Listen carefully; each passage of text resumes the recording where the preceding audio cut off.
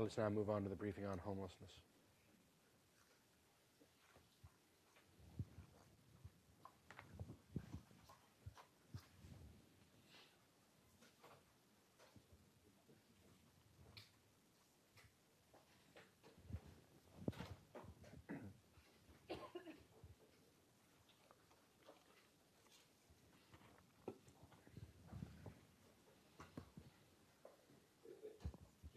All right. Good morning, Mayor and Council and City Manager. My name is Chris Shorter, Assistant City Manager. Just want to take an opportunity to thank you for the opportunity really to provide another update on where we are with homeless services and the work throughout the city. This morning, we're going to be hearing from our host team and the fantastic and very thoughtful and comprehensive work that they do across the city. After their presentation, I'm going to provide a few remarks as referenced in the memo provided on March 9th, and we'll hear from priority leads associated with homeless services, our interim homeless strategy officer, Bella Carmen, as well as housing services, Rosie Trulove, and then we'll open it up for any questions that you might have. With that. All right, thank you, Mayor, Council, Mr. Manager, appreciate the time. Wanted to give you just a brief update. We'll keep this hopefully short and sweet for y'all. My name's Andy Hoffmeister. I'm an assistant chief with EMS. I have Patricia Barrera here, who is our program coordinator for HOST. And then I'm also joined by the leadership from the various agencies, Downtown Austin Community Court, Police Department, Integral Care, that help support this team. So I'm not going to go into great detail about HOST. I think we've talked about it and everybody's familiar with generally what HOST is, but I will do, there we go, just a brief overview. The Homeless Outreach Street Team, or HOST, is a multidisciplinary team. It consists of police officers, 2 police officers, mental health professionals, which include licensed therapists, peer support, case management, the community health paramedics, and the case management staff from Downtown Austin Community Court. Of course, these, like I said, these partner agencies, Integral Care, APD, and DAC are critical to the success. The objectives of HOST are to seek out, through proactive engagement, those that are experiencing homelessness, engage them, work on building a relationship, and then connecting them to services.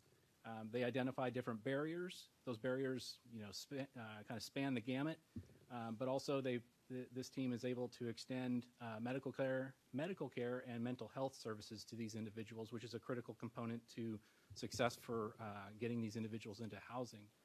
And then, of course, one of the biggest things they offer and that they provide is that consistent navigation to resources, because it's a complicated system. Just to distinguish between HOST, and you've heard the term, or you've heard the group community health paramedics. The community health paramedic team is a team specifically within EMS. Y'all were gracious enough to provide funding for 7 positions to the team this last budget. One of our community health paramedics is embedded with the HOST team, and then we have 2 paramedics that work kind of north and south, but they work in the same capacity as the paramedic that's assigned to the HOST team, so if that makes sense.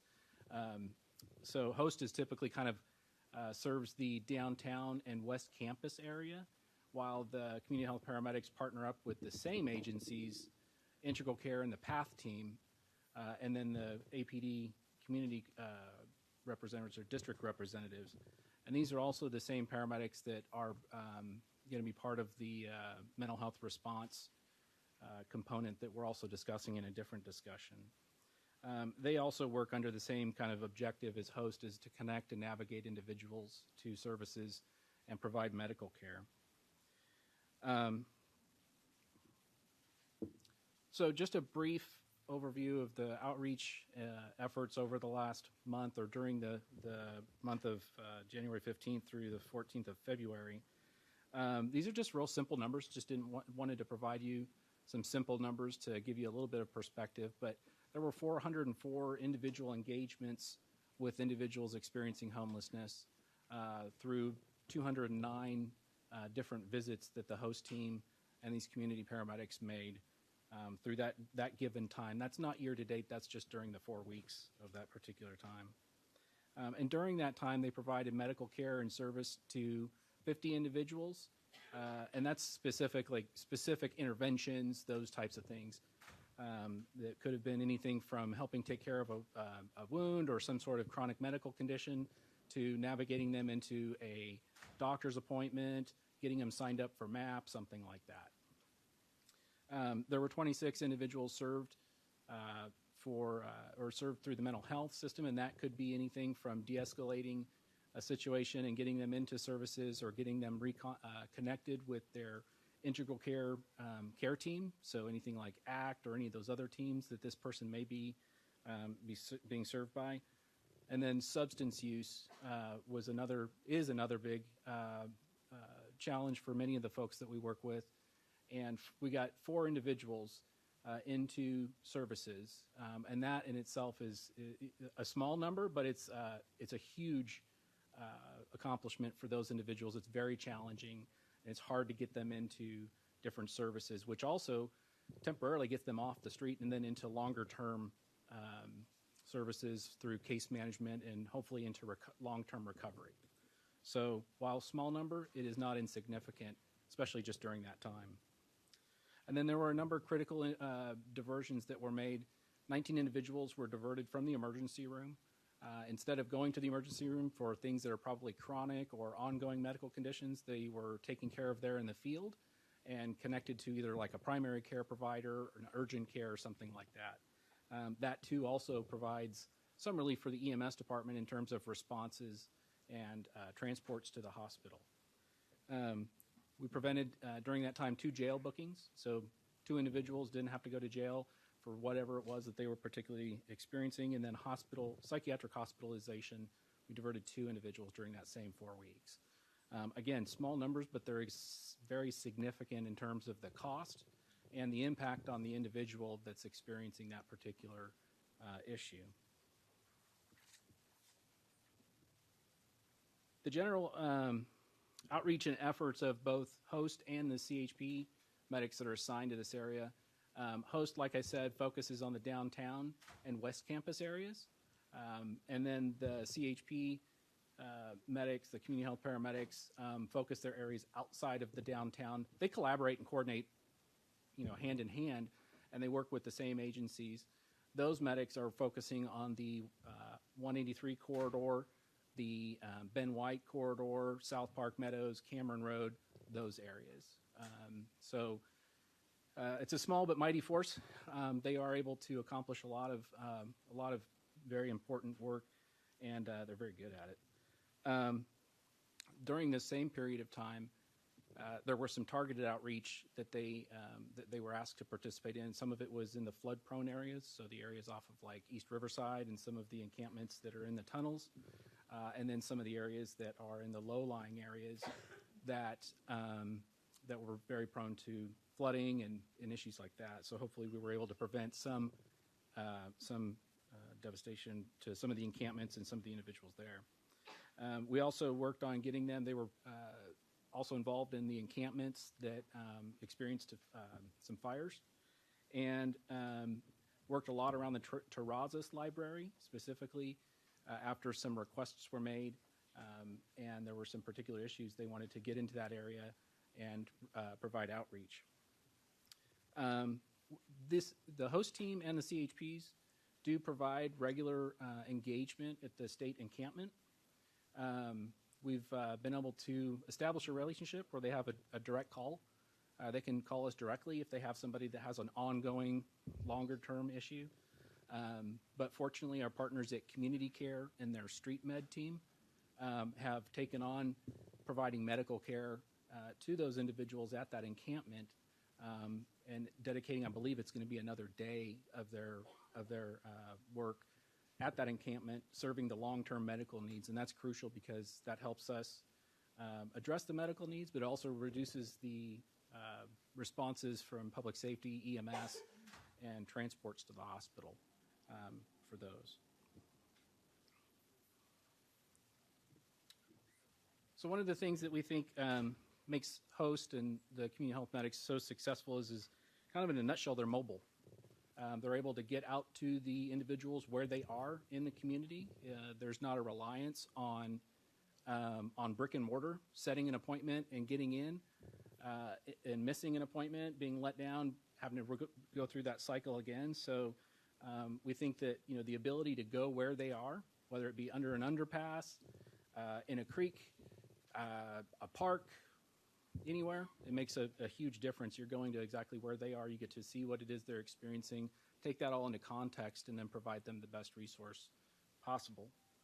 We've tried to equip the team so that they are capable of providing mobile intakes. So something as simple as a laptop, Wi-Fi access, a telephone, and the ability to access certain systems and screen or fill out applications is critical. Some of these things include the mobile, the ability to be mobile and complete elements of the Social Security and disability applications and forms that are necessary. That in itself is a huge undertaking and many times falls through the cracks. Being able to go out where they are and where they're experiencing certain crises, de-escalate those situations and get them into resources, sometimes within minutes or hours. And then I can't emphasize enough the ability to get them connected and linked up with critical documents, just an ID or a birth certificate. A birth certificate costs money. It's not something that we're able to necessarily waive. It's not a fee that we're able to waive, but there are funds available that are able to pay for these things. The team has also established relationships with DPS where they can take somebody into the Pflugerville office, get them in, get them expedited, and get them an ID. They can also work with APD in figuring out a way to get them a temporary ID. So there's a lot of different workarounds and inroads that the team has made. And then a lot of what this all leads to is that they're connected with medical care, both acute and ongoing medical care, to address those chronic conditions, diabetes, hypertension, heart problems, get them connected with ongoing disability benefits that hopefully lifts them up out of where they're at and into a sustainable housing situation, and then also connect them with those housing support services. And so like the team is able to connect them with or perform a coordinated outreach assessment, getting them in a pipeline for housing, getting them on the list, getting them into those other services downstream. So I wanted to just emphasize a few things. The host team and the CHPs spend a lot of time coordinating with a variety of different agencies, and this is just a short list. But as far as City of Austin departments that they coordinate directly with, they work very closely with the library, specifically the Shirazes, Central, and Walnut Creek branches. Work very closely with the Parks and Recreation Department. They have a direct line to the team and are actually working on a process using ArcGIS where park staff can identify where there's an individual, and we can work on getting out there as quickly as possible as they work through the different processes they have. We work closely with Public Works, and we queue the activities of both host and the CHPs off of what Public Works puts out as far as their cleanup schedule. So when they're going to be going out and they're going to be cleaning up a particular location, those medics, those host team members go out ahead of time and try to mitigate what issues they can there. And then the Austin Resource Recovery and the design team, they're working closely there with the Violet Bag program, and then also the project involving Health South. There's a whole host of different external partners that we work with, so it's not just the city departments that are kind of taking the brunt of all of this, but we work very closely with community care, the street medicine team. Integral care is a huge part of what we do. We work with their PATH team, both host and CHP, so we can coordinate that if there is a patient that's outside of the area that host typically goes, and we'll hand them off to the PATH team. Our CHPs work with the PATH team outside of downtown. And then the care team is another element of integral care that we work with, and that's a team that specifically works with those with HIV and AIDS. The Travis County Constable, Precinct 3, actually is very proactive in their particular area in Southwest Austin. We work very closely with them. They have a constable outreach program, the CORP program, and Drew McAngus does a great job down there leading that particular effort. We have direct contact with him regularly in supporting his efforts. We also work with TxDOT, different elements. Host will coordinate with them, and excuse me.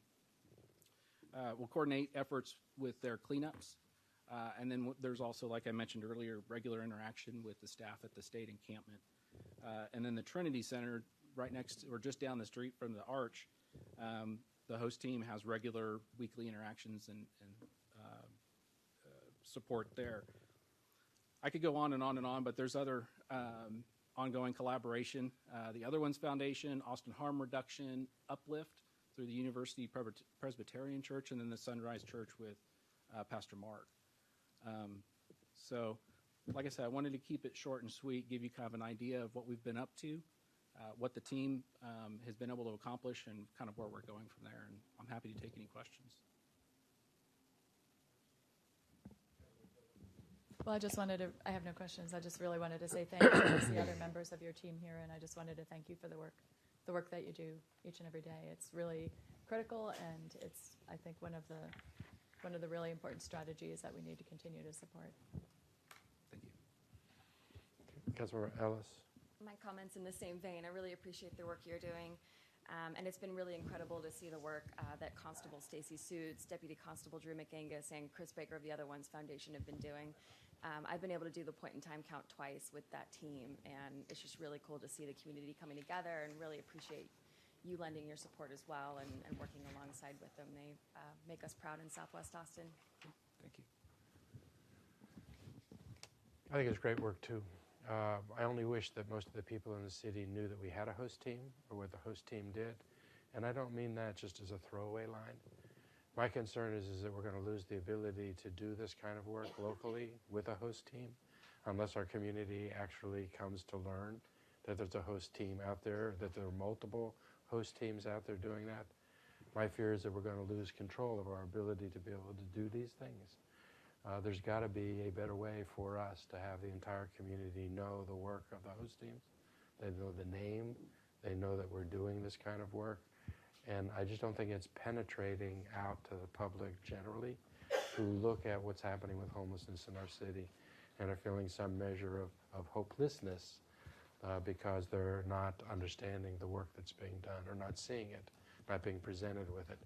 I don't know if we need to bring in an outside marketing firm to help the community understand what we're doing, but I think if we had greater awareness in the community, we would also have significantly greater community support for the work that's happening. Councilman Tovo. You know, I really appreciate the manager pulling together this information in different ways on our website. And there's been some great coverage of the host team in the past in the media. There was also a really good innovation report that the Innovation Office did that really gave some examples, some details, put faces to some of the individuals with whom you interact. And so I would suggest maybe pulling together some of that material and making it available. I'm sure it's available somewhere on the website, but having it available in some other fashion might be useful. Councilmember Kitchen. Yes, I think that the fact sheets that you all have started to put together are really helpful because they're things that people can digest pretty quickly. So I know you've given us some, I think at the last briefing and perhaps the briefing before. Yes. So I want to thank you for that, and you're continuing with that. This kind of document is something that's easily digestible for people to understand. So I appreciate that that also. And I think you are putting all those on the website, if I'm correct. We are. Remember, I think there's a fact sheet on the motel strategy, a fact sheet on a couple of other things that you've given us before. That's right, and we could review a listing of some of those documents this morning. The comms lead Okay. could come up and talk a bit about even what's next. That'd be great, and I assume they're being continually updated. So They are. yeah, okay. Well, those are very helpful. So I wanted to, and this may be, I have a question, but it may be if you're going to present more, and that really is a question about the the guided path project, because we've had some conversation about that extending beyond the downtown area. Right. I will respond, and maybe if there are no more questions, just really want to thank the host team for presenting this morning. Yes, thank you very much. And Appreciate it. also offered, I know from Councilmember Kitchen, we received a great suggestion in terms of a presenter, a potential provider presenter during these morning work sessions, and invite other council members to certainly do the same. We have invited the provider community to come, and we are making this as consistent as possible in terms of giving a voice and an audience, and appreciate you all taking the time out to hear from our providers during work session. Just by way of update, the last time we were together, we talked about two things, and that was the consultant team coming in for a visit, and that's Barbara Poppy and Associates. At the time, we didn't know for sure, but Matthew Doherty's contract had been approved and processed, and Matthew Doherty was able to join Barbara Poppy and her team. So we had that consultant team in last week. They had a fantastic visit where our government leaders and our community providers were present and actively involved in making sure that our consultants fully understood the breadth and scope of the services that we provide here locally. They were here from March 3rd through March 5th.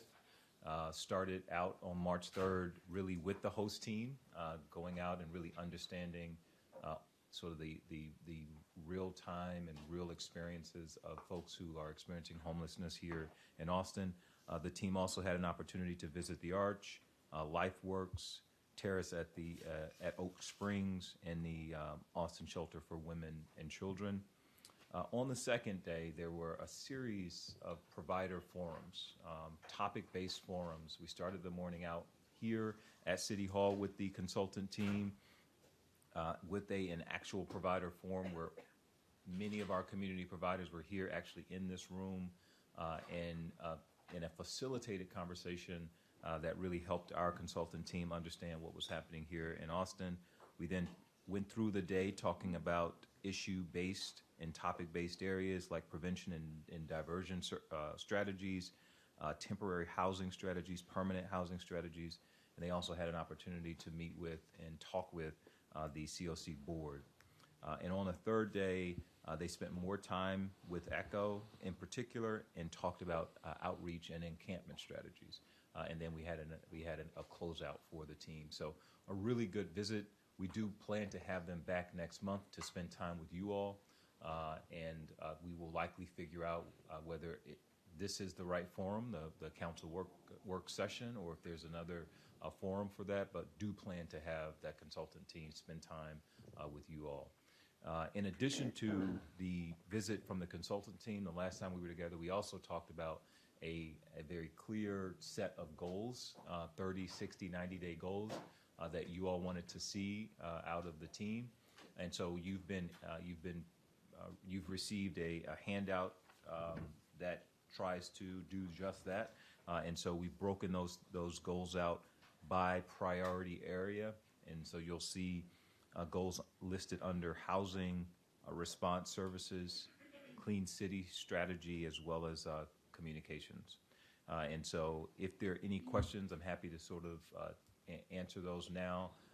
And what we'll do, and maybe I should invite the leads up to do their piece first, but we'll take questions, and then we'll have housing services come up to talk a bit about sort of the latest, and then we'll have homeless related services come up and talk as well. So I'm going to hold my questions until after the leads go, because the leads may answer some of the questions that I have. Okay, and so the question I just raised about extending guided path beyond the Arch, I guess that'll be answered as part of this presentation. Yep. So we'll have Bella Carmen go first, and then she'll be followed by Rosie Trulove, and then we'll again open it up for questions. Okay. Bella Carmen, the Interim Homeless Services Officer with Austin Public Health. To address your question, Councilmember Kitchen, We are working actually with the consultants. Barb Poppy and Associates has been working with a broader team across the country for over a year and a half on unsheltered homelessness specifically, and looking at encampments, strategies that are working and not working, and a lot of guidance and some materials are coming out to be shared broadly across the country. But we are in consultation with them about how we should best proceed with our current strategies here. Guided Path, as it stands, is continuing. We have at least 6 more people that have been housed. One person has left our community to a location that we haven't confirmed is stably housed, and one more person, I think, has been incarcerated. So there will continue to be movement in our Guided Path. But as we look towards expansion, we're looking at areas around the city and how locations and how we might proceed. But we are in consultation with the consultants and learning from their expertise as we decide how we move forward with the expansion. I'd like to just ask a quick follow-up question since we're on this subject. Is that okay? So the reason I ask is, and that's great. I appreciate that. We really want to understand the best practices in that area. But the reason I keep asking is that we've been talking for a couple of months about extending Guided Path beyond the downtown area. And so I really would like some clarity about when we're actually going to do that. So, and I appreciate and understand that we need to talk to the consultants, but I would hate to have this delayed to months and months for a consultant report and whatever might be involved. So I need to understand when, because we have been talking for a while about extending beyond the downtown area. So if you don't have a date now, that's okay, but I would like a date, and I don't want to go another month just saying at some time in the future it might happen. So we will certainly follow up with your office directly, and then provide more detailed information to the council as a whole. We certainly don't intend to push this out until the end of the consultant's time with us. But we do want to be thoughtful about kind of how we expand and or merge, if you will, the programming around Guided Path to our coordinated, sort of standard coordinated system. So more to come on that, and I hear you. We will certainly follow up. well, okay, I appreciate that, but I hope by the time we get briefed again, we will have a date, because that is something that I've been asking for quite some time. So thank you. Mr. Flanagan. I know that we've talked about it, but I don't believe that it was decided. So I'm not sure that expanding Guided Path is the way that we're going to move forward. I know we have talked about it. We have talked about it. But we have not decided on it. And I've not heard that as a decision. So I'm hearing from staff that there's still a question about whether or not that process needs to be subsumed into the larger effort, or whether or not the Guided Path system itself is the way that's going to move forward. And we'll talk more about this in the pulled item later, but I'm really concerned about us directing staff to do things when we just brought on a consultant. And I don't want to make the mistakes that we made when we brought Lori on last year by directing staff to do things before the consultant has had an opportunity to really get their arms around it. Well, Councilmember Flanagan, that's not what I said. I said that the homeless encampment strategy is something that we've been talking about for quite some time. And whether it's exactly like the Guided Path or not, as you may note, I did say that it's very important to understand what the consultants think, but it's also very important for the whole community to take some action. So we can talk some. Okay, Councilmember Tovo. So I think I want to understand a little bit.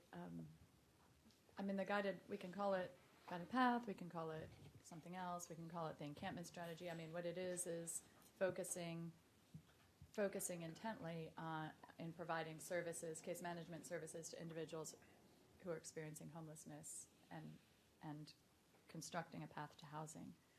And so, you know, I'm certain that whatever our consultants tell us, it's probably going to include components of that.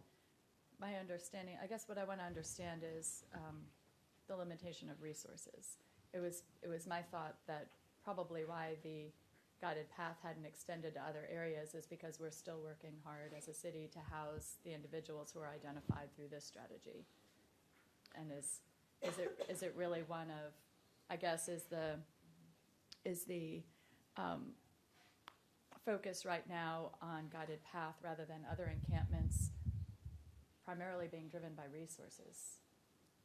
Right. So we brought to council January 23rd, I believe, some items to fund case managers for guided path, and that was not for an expansion. That was primarily for resourcing guided path. So we asked partners to come together last fall and not add any resources, but to take on additional people, additional work, additional focus on serving more people with their current resources, to learn where the gaps were and how we did need to resource guided path, and any future encampment resolution strategies. So that's always been in our sights, that we would learn from this pilot, and that we would source the current project right now, which is what we've done with that staffing. Of course, once council approved the funding, then city staff have to amend the contracts, which takes a few weeks, and then agencies have to hire their staff, which takes a couple weeks, and train them and get them on board. So it's not immediate. I know it takes longer than we'd all like, but that has been moving forward for the current project and in anticipation of how we might move forward beyond that. And that's what we're trying to figure out, the best next steps while we are focusing on the current project with the 99 original individuals. And so to me, this kind of speaks to the need in part for the local government corporation, which I hope at some point, maybe not today, but that will circle around back to talking about how that might be a funding strategy. Because as I look at these numbers, I'm really glad. I'm not sure, Bella, you had talked about additional individuals who have been housed. Is that after the memo? It's after the memo. Oh, that's great. So that we can update it, would you mind reminding us how many additional, did you say 6 additional individuals? Mm-hmm. You know, because to me this needs to be a message to our community that this is very resource intensive, and that the city is putting a lot of resources into it. And if as you know, there are many encampments around the city with lots of individuals experiencing homelessness, and if we want to accelerate this work, frankly, we need more resources to house people, because since October, it's great to see the progress month by month by month. We still have we still have more than 70 individuals waiting to be housed. Mm-hmm. So anyway, thank you for that ongoing work. And I guess, you know, I think at some point it might be good to have a conversation about some of these issues more specifically. I'm not sure why we continue to circle around to. I mean, we had a resolution that supported the encampment strategy, and perhaps we should reintroduce that. I mean, it seems like that is a best practice that our staff has brought to us, and so I'm glad that we're continuing to work here. And again, it seems to me that the resource issue is what's halting us from being able to expand across the city, not one of a policy decision or that's needed. So my assessment of this as we go back, manager, is that I'm getting really frustrated with the pace of how this is moving, because it's moving exceedingly slowly in the community's perception and in my perception as well. The questions we're dealing with here today are no different than the questions that were laid out last summer in June, when we passed the resolution we passed, and everybody made a laundry list of the things to address. We've heard most specifically about the things we can't do. We've heard some specifics about the things that we are doing, and we need to celebrate those, but even those things are moving too slowly. You know, I will tell you that I come from the camp that was that Mr. Flanagan laid out, which is we shouldn't be getting ahead of our staff, We need a plan, and then we need to provide you the resources because you're experts to be able to get that done. But I will also tell you that you're losing me. You're losing me because in the absence of our staff coming forward and saying this is what we need to do, and here's the plan, and this is how we measure it, and this is what we're going to accomplish by these days, then as a council we are going to step in order to just be able to see things happening and moving forward. It's moving way too slowly for the perception of the people that live in this city. Part of it is they don't know what it is that we're doing. We're communicating. We have some great one-pagers. I think those are great. We have some great stuff on the website, but that's kind of a passive communication. People have to find that and seek that out. If I'm trying to get the community to understand what we're doing, then I find them and I communicate to them with a power and a focus beyond anything that we have done thus far. I think that looking at the 30, 60, 90 days is really good. It tells us what you're going to do to start achieving things that people will see. This is kind of back of the house stuff. What I'd really like to see is what is it we're going to achieve in 30 days and 60 days and 90 days that the community is going to see. How many people are we going to house? We keep asking for the goals with respect to the 70 people. I mean, this is something that we're thinking about because we're being asked about it daily. We got a memo out yesterday that had numbers from 3 weeks ago, and those were numbers I thought we were going to be updated with on a weekly basis. And now 3 weeks later, we're getting numbers from 3 weeks ago. There's a sense of urgency, I think, that's felt at this dais that I'm not sure is being felt. I want to know when we're going to house those 77 people or 71 people. And every week I want to know how we're doing toward that goal. And if we're not meeting that goal, then what additional resources do we need? And if we need to change that goal because we're not going to be able to meet that goal, then let's change the goal. And let's change it here so that the public has an understanding of what it can reasonably accept or not accept. We had a goal of 1,000 permanent supportive housing units and 2,000 rapid rehousing units. And 2 weeks ago we asked for when are we going to get that done by? And what resources do you need to get that done by? We were told we were going to get that this week, but we don't get that. We have another restatement of the fact that we need 1,000 permanent supportive housing units and 2,000 rapid rehousing units. We know that. What is the path? What is the plan to get there? To Councilmember Tovo's point, I think that we can go out and raise money with that organization that we're creating or other organizations if we knew what the plan was.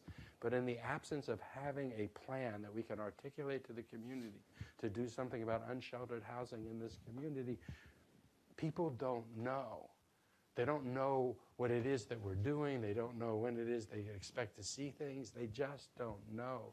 And if we were to set goals, even if we change the goals, if we were to set the goals and meet on a weekly basis or a bi-weekly basis and say this is how we're doing to those goals, then people would understand. I think we have the capacity to do it.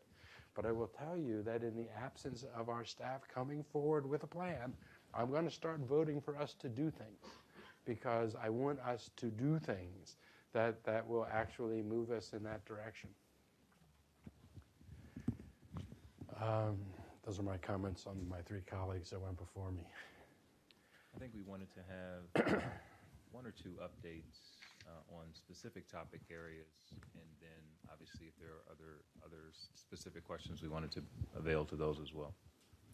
So I'm going to give a quick update on the Pay for Success project. This is something that our community has worked with multiple partners on for quite some time. One of the potential end payers decided not to participate in that project. That's Travis County. And so partners have been convening to figure out how we might move that project forward and rescope the project. More details will be coming in the next few days directly to Mayor and Council. And we will be bringing something on the March 26th agenda for approval. But the summary is that we're looking at a shift of about 10% of the project in order to accommodate the changes in the partners that are still at the table. All of the partners remaining have indicated interest in moving forward with that project, and as I said, more details will be coming. So any questions at this point about the Pay for Success project? You want to go first or second? I guess I'll just express I want to thank our staff. This has been a very, very challenging process to work through, and our staff have worked really hard in bringing together the different stakeholders to work through something that's just not been done yet in Texas. And it's an innovative program, and I know we can do it as a community, and I'm just extraordinarily disappointed that one of our partners has indicated that they're not going to participate. Unfortunately, they had made that decision before I and others were aware of it. Otherwise, we might have been able to contact our colleagues over at Travis County and potentially had a conversation or had a broader conversation. And so I would ask City Manager that when those opportunities arise, if we see something kind of going down that path, that's a perfect opportunity for your council to potentially reach out to the colleagues who are going to be voting on it and see if we can affect a different resolution there. I don't know if that's possible now, and maybe that's a conversation for after this. So thank you, staff, for continuing to rescope it so that we can move the project forward. I think it's critically important that it start. I'm certainly happy to have those conversations with Travis County if we think we can get to a different end and get their participation again. So this is something that I also advocated for going back together with Councilmember Tovo on lots of levels. One, we wanted to do something about homelessness. Second, we never had everybody in lots of different parts of our city all pulling together on what is not just a city problem, but a regional problem with other providers, and I think that's great. To actually have a model where the private market is assuming some of the risk for achievement and then getting rewarded for taking that risk is a model that I hope can move to lots of other areas other than just homelessness. So I would love to see the model work. That said, I still have the same concerns that we had back then about whether we can construct something that actually has private investors coming in and taking real risk in order to be able to drive a return. Again, we're not interested in just a financing model. We don't need someone to front money for us to be able to do projects. So recognizing that there were still really difficult issues that no one had been able to figure out, we sent you back into the fray and we said, try everything you can do to try to make this model work because it has application in other places. And I'm anxious to hear the report if it's coming back on how or what degree we're able to actually achieve those things. One of the other benefits of doing this was that we had Travis County in and the hospitals in and everybody in, and they have capital that's earmarked. I want to make sure we're not losing those funding to anybody that might be having second thoughts or pulling out. I want to make sure that it is still targeted to this, and I don't know how to roll that into the conversation. But I think probably we are at a place where we need to make a decision. It's good it's coming back to us on the Pay for Success. Know that when we look at it, what I'm going to want to understand really well is what is the risk that the investors are taking in exchange for getting a return separate and apart from advancing any capital. Understood, yeah. Councilor Kitchen. I would just echo, I'd like to be helpful if I can on the Pay for Success. I did participate in working with Central Health for their participation. So would like to understand what aspects of the model was of concern to Travis County. So we can have a conversation offline. That would be appreciated. Okay. Thank you. Mayor. I'm sorry. Councilmember Alter.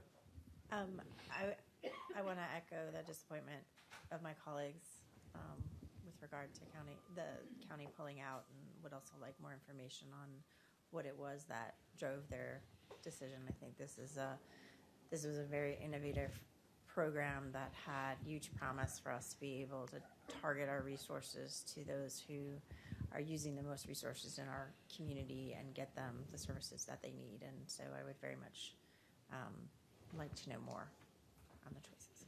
Mayor. Yes, Councilor I'll Flanagan. reiterate the thing I said in work session on Cat Metro yesterday, is that maybe we should consider a joint work session with the Commissioners Court where we can have this conversation directly face-to-face with our colleagues where the public can see it. Okay. Councilor Tovo. I certainly would support that. I would also say, though, that we have several joint bodies like the AISD, Travis County, City of Austin, which several of us sit on, this would also, if we see something like this coming to a head in a vote, that could also have been something we could have put on our joint subcommittee agenda for conversation and discussion, and possibly that would have made the difference. It would have been a great forum. I'm supportive of a joint work session. I also think, though, that we should use the existing joint bodies when we can for those kinds of conversations. Understand. Continue on. Okay. Good morning, Rosie Trulove, Director of Neighborhood Housing and Community Development. I'm here today to update you on a couple of items. The first is on the Roadway Inn, which is one of the motels that we are acquiring for conversion to permanent supportive housing. We are continuing on towards a closing on the property with federal funds in mid-April. Everything is moving along accordingly on that. And we are continuing to work on ways that we can minimize the schedule for the rehabilitation that's going to be required to get folks into to be housed as soon as possible. I don't have a tight time frame on that yet, but we are working on that actively, and I hope to get back well in advance of when we close on the property. We're also working to bring forward the next potential motels for acquisition and conversion. Those are real estate conversations right now that I would ask Alex Gale to update you guys on if there's any update that can be provided. In addition, we are working on the request for qualifications that I talked about at our last work session to gauge community and provider support for operation and being the service provider for any of these potential future motels that we're looking to acquire. That RFQ will go out this month, and we will bring the award of that to you in the summer based on a normal expedited request for qualifications process. We are looking to finalize and launch our $950,000 contract for low barrier permanent supportive housing with ECHO that is funded by the Downtown Density Bonus Program. That was approved by council last year, and we're looking to get that launched this month in coordination with the Pay for Success program. And that's everything that I have to update you on today. Councilmember Flanagan. I pulled item 16, but I think this is a perfectly good time just to talk. One question that I had. Item 16 is the relocation assistance for the folks that are currently in the Roadway Inn. It seems like a lot of money for, I think, it's a very small number of folks that are needing relocation, but my understanding is that is a federally required. We don't have any flexibility as the city on that part of the process. Is that right? That's correct. Because we are using federal dollars, we do have the Uniform Relocation Act. It calls into place. We would actually be following the same process if we were displacing folks with city dollars or with local dollars. So it's not about the source of funds. It's not necessarily about the source of funds here, but we do. Alex can explain if folks are interested the calculation and how we arrived at the dollar amount. We do estimate for the total amount that might possibly be needed, so we don't have to come back to council for additional funding. As an example, when we did the relocation with the Orchard Plaza development in the last couple of years, we set aside a certain amount and we didn't spend anywhere close to it. And so we tend to estimate on the high side so that we have adequate funding should it become necessary. But again, as we're displacing folks, whether it's a federal funding source or a local funding source, the Uniform Relocation Act comes into play. And that's really the point. Rather than get into the details, it's a federally required process, so it kind of is what it is. Yes, so we don't have to talk about 16 later. Sounds good. Again, for me, this time frame is not moving fast enough. You're talking about getting another hotel by the end of May. We're still not getting to the 300 rooms that was the goal we were trying to reach with motels back before the end of the calendar year in December. If there are additional resources we can bring to bear, I mean, right now that's the best thing that we have in order to be able to move people off the streets and to deal with unsheltered homelessness. It's impacting the conversations that we can be having with the department, with the Downtown Austin Alliance and with the Chamber that want to help assist in this city with helping us deal with unsheltered homelessness in our city. We obviously have a state interest in us doing something with unsheltered homelessness in the city. And Manager, I see the schedule here that has us getting another hotel, perhaps one in April, one in May. At the size of the hotels we're doing, that gets us to just over 200 rooms. We wanted to be to over 300 rooms. I would really like us to get to 300 rooms by the end of this month, and if not the end of this month, then by the end of April. I don't know why that's not an achievable goal. If we reached out to the community or handled this differently, I would really like to have consideration of whether we can do this much more quickly than that, or if there are more resources we can bring to bear to have that. I recognize we still have to find out who's going to operate those and how that happens. I think we can move on parallel tracks with that. We have folks that have stepped up on the ECHO board to help us operate 300 rooms that have made that offer to us. We just have to find the facilities. If it's not motels, then maybe it's a vacant tract somewhere that we put on modular housing in order to be able to serve the same purpose. I don't know if the cost of that would be substantially different. Still would provide a permanent supportive housing or rapid rehousing function. But if there's a way for us to get that done and get those 300 rooms done by the end of April, I would very much like to see that.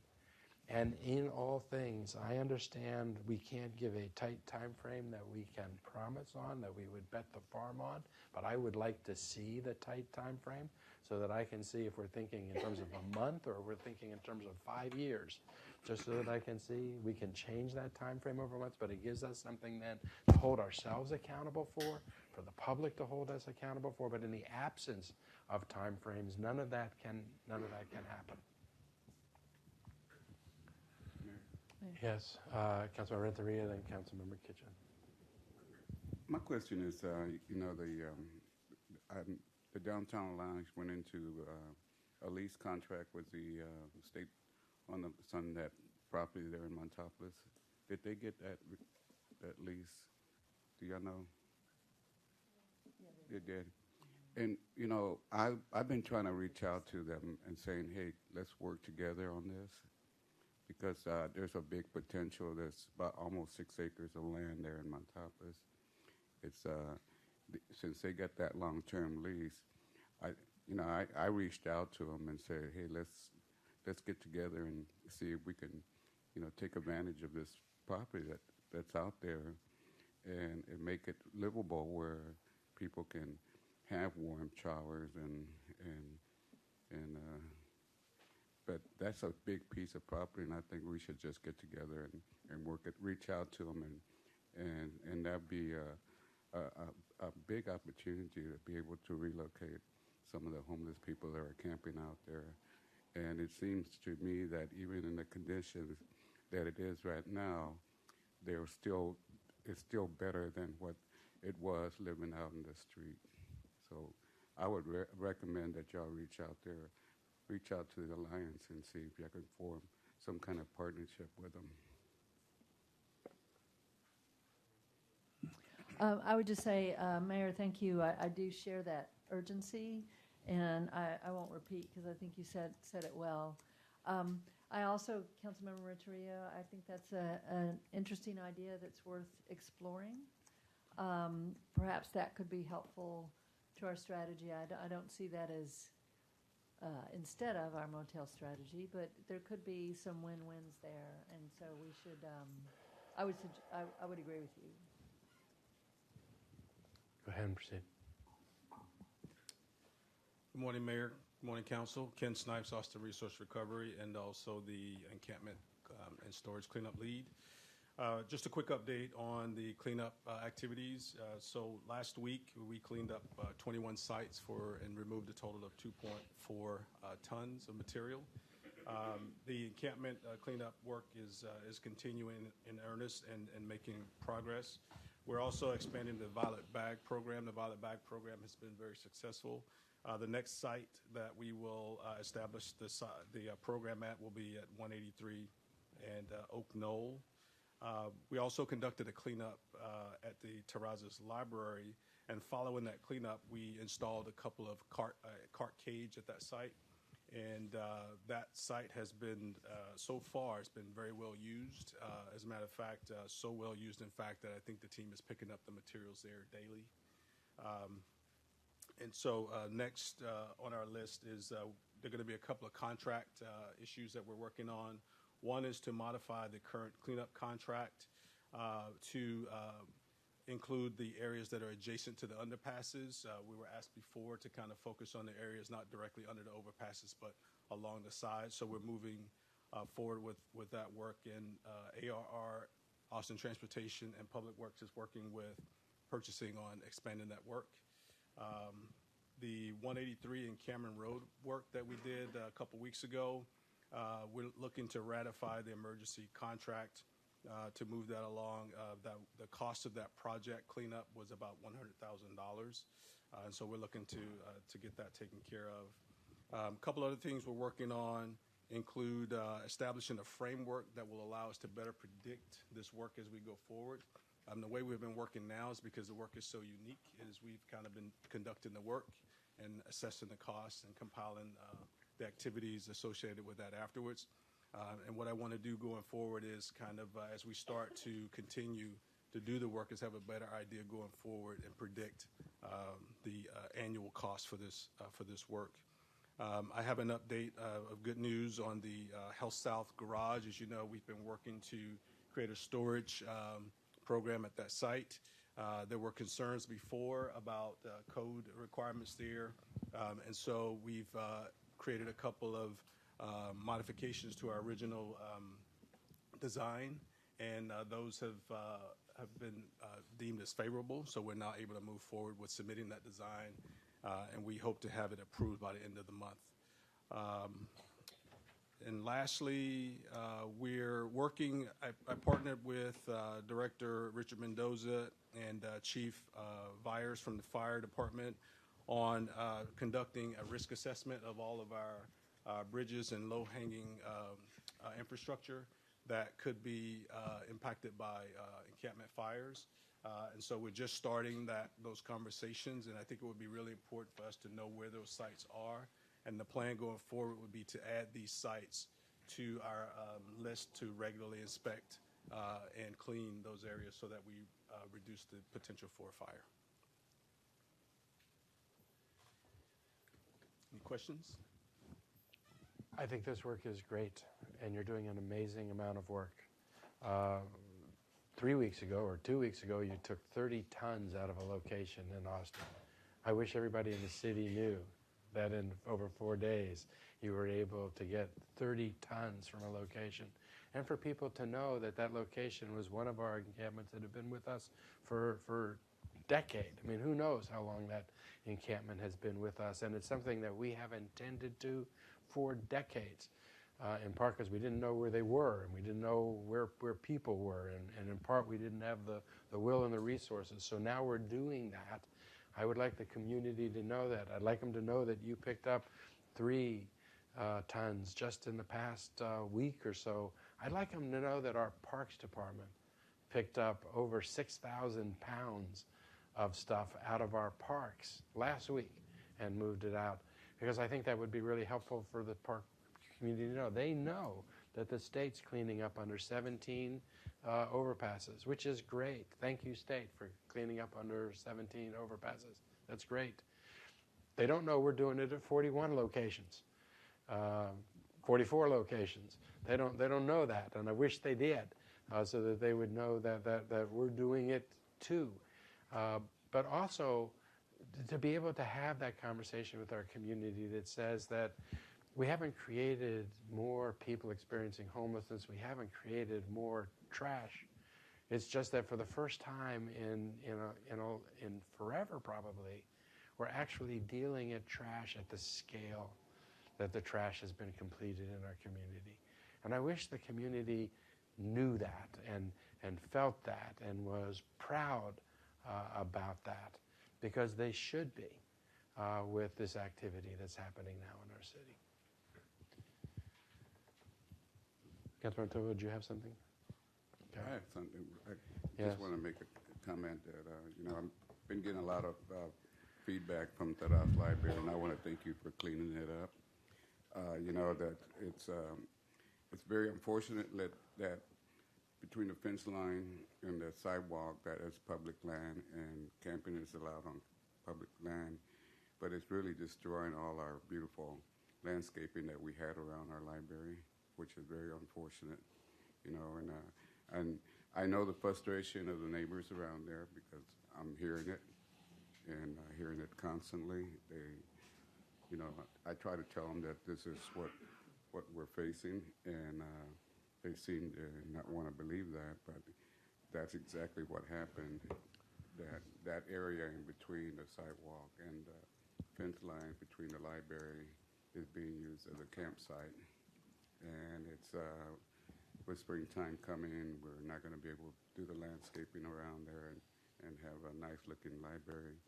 So I just want to say that to the public, that this is what we're facing. Okay, Manager? Just before Mr. Shorter closes this out with this presentation, I did want to thank the council for this dialogue. I think we are hearing this as staff loud and clear that we need to step up our urgency on some of the strategies that we're pursuing to get you information on how we can hold ourselves accountable to clear and specific timelines and goals. So we took a stab at that. We know we have work to do. I will also reflect on the fact that we are building a more mature system overall. Obviously, as Councilmember Renteria just mentioned, this has been going on for decades in our community, and yet as a system, we have a lot of work to do. And I really want to compliment the work that our staff and, more importantly, our partners have been doing over the past year to ensure that we are moving to a more mature homeless strategy system that our community hadn't seen in the way that we're seeing it now. And so I know that we have work to do. I know that frustration is coming up in different ways, but we will be moving in that direction, and we are getting there. I'm very happy about how we have been working with our community partners, because as we all know, this isn't just a city challenge, this is a community challenge. So with that, I'll ask Mr. Shorter to close us out. Sure. Thank you, Manager. I will say, so for the ask around the action plan goals, those 30, 60, 90-day goals, please do let me know if there are additional if there's additional feedback that we need to incorporate. We will continue to monitor and report out on these goals, as well as the other items that we need to make sure that we're responsive on. We'll also be prepared, Councilmember Kitchen, to talk to you directly about sort of the strategy forward around a guided path and keeping in mind sort of what our conversations have been with our consultant team. And we will also be prepared to answer questions on and before, I assume, the council meeting on March 26th. At the work session, we will likely have a conversation about Pay for Success and its future. With that, if there aren't any additional questions, we'll close out now. I think that'd be good. I'd be interested in you taking the 30, 60, 90 and turning them into measurable outcomes, as opposed to just the outputs that drive those outcomes. Yes, Councilor Tovo. I just wanted to thank our staff. In the last years that I've been on council, I've seen the staff work harder and harder and in a more focused way on this issue. It's always, I think we've always had good programs here at the City of Austin, but the increased collaboration with community partners and now the increased collaboration at the city level, I believe, is really important and will be very effective. And I think, I just want to reflect on, we all feel this as an urgency, and I want to be careful not to let it sound like we don't have great confidence in the work that you're doing, because I certainly do. And from some of the more detailed conversations I've been in, I'm aware. I don't do this work obviously day in and day out, but I get little glimpses here and there of just the hard and the focused energy and resources that it takes to really make progress in these areas. And so I think it's easy. It's a lot easier for us on this side to say we want this done faster and sooner, and without knowing all of the details and all of the work that has to go in to achieve those outcomes. So I want to thank you for the work that you're doing, and this chart I think is very useful. And to the extent that you're hearing from the council an interest, which I think you are, an interest in doing more of this work and faster, then I would ask manager for you to come back and set realistic expectations with the council. We can certainly probably escalate some of these timelines, but there would be a need to hire more staff and to put more resources into housing and other things. And I think it's really, I would just ask you to be very clear with this council about what it takes to achieve those, so that we're not asking the staff to accomplish unreasonable goals with the resources that they've been provided. So thanks again for the work. Mayor? Yes, go ahead. Oh, and I would just add that I think this is a high priority. Oh, first off, I would second the thanks. I know that you all have been working very hard, and it's very, very much appreciated.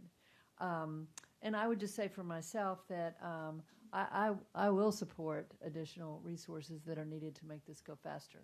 So I just want to hear what it is that we need, because it is a top priority, and it's a top priority that impacts so many things in our city. So, so please don't hesitate to tell us what is needed. Anything else? Thank you very much for the work you're doing, which is an amazing amount of work. Thank you.